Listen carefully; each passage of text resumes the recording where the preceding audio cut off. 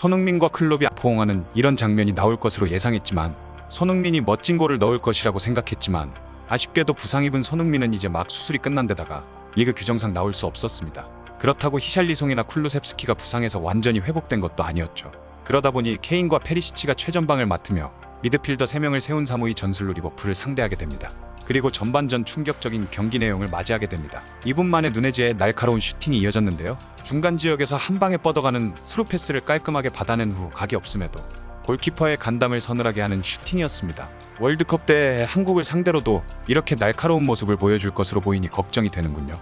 그리고 전반 10분 만에 페널티 박스 안에서 패스가 쉽게 살라에게 연결되었고 근처에 수비 4명이 있었으나 반박자 빠른 슈팅으로 골을 성공시킵니다. 올 시즌 부진한 리버풀이지만 선취 득점을 성공시킬 경우 거의 지지 않았고 최근 부진한 모습을 보이는 토트넘은 큰 위기를 맞이합니다. 14분 토트넘에도 기회가 찾아왔는데요. 에메르송의 정말 희귀한 날카로운 패스를 받은 케인이 크로스를 날리며 페리시치의 헤딩으로 이어졌습니다. 하지만 골대를 맞는 불운이 찾아오네요. 그리고 전반 39분 다이어의 어이없는 백헤딩이 살라에게 그대로 연결되며 또다시 실점을 허용하고 맙니다. 누가 봐도 기가 막힌 상황이었고 3년째 이 정도 수준의 선수가 주전이라는 것이 토트넘의 현실을 적나라하게 보여주고 있습니다. 전반전 경기 종료 후 네티즌 반응입니다. 아놀드는 정말 형편없어요. 손흥민이 이번 게임에서 그를 이용했으면 좋았을 텐데요. 쿨루셉스키, 케인, 그리고 손흥민이었다면 리버풀 수비라인을 쉽게 이겼을걸요. 손흥민이 오늘 여기 있었다면 아쉽군. 케인과 손흥민 조합은 우리가 얼마나 볼 수 있는 거죠? 아마도 이번 시즌 후에는 해체될걸요. 쿨루셉, 히샬, 손흥민은 아웃입니다. 그리고 수준 이하의 경기력으로 게임을 이끌고 있어요. 우리는 사실 괜찮은 공격력을 보인 것 같지만 수비는 정말 개판이군요. 저는 무리뉴 시절 토트넘을 싫어했지만 이번 실점들은 무리뉴를 괴롭혔던 것과 같은 종류의 실수에서 비롯되었네요.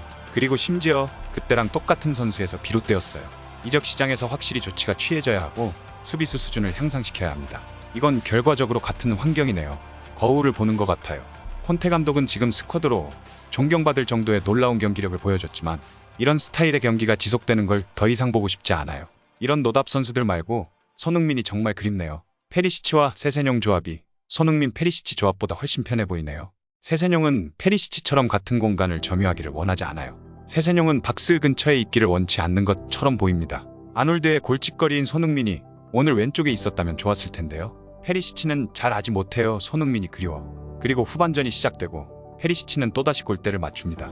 너무나도 운이 없군요. 공격진의 부재가 아쉬운 상황에서 쿨루셉스키가 교체로 나옵니다. 그리고 나오자마자 쇼가 펼쳐지는데요. 함께 교체되어 나온 도어티가 쿨루셉스키에게 패스를 건네준 뒤 리버풀 수비진이 달라붙기 전에 빠르게 케인에게 패스하였고 기회를 놓치지 않은 케인은 원터치 슛으로 골을 성공시킵니다.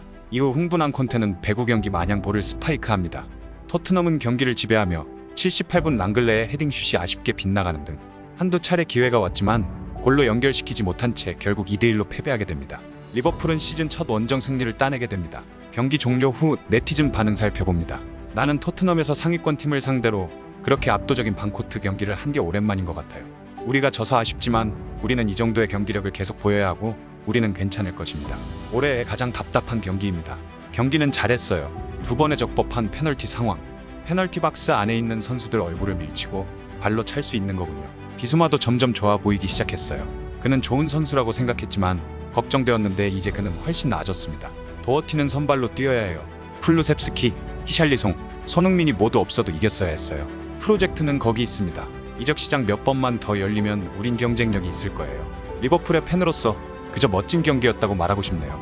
토트넘은 경기를 잘했고 리버풀이 전반전에 했던 것보다 후반전을 더 잘 보냈습니다. 비록 손흥민과 히샬리송이 없지만 매우 강한 팀입니다. 확실히 상위 4위권에 드는 경쟁팀이에요. 이번 경기는 현재 스퍼스의 선수단이 좋다는 사실을 빼앗지 않습니다. 앞으로 행운을 빌게요. 손흥민 없는 역습이라 리버풀이 살았군요. 쿨루셉스키가 게임을 바꿨는데 손흥민이 돌아온다면 어떨지 상상해본다. 손흥민은 페리시치가 골대를 때린 슛을 아마 넣었을 겁니다. 4대2일 수도 있었는데 정말 실망스러웠어요. 기이하게 용기를 냈어요. 훌륭한 플레이가 많았습니다.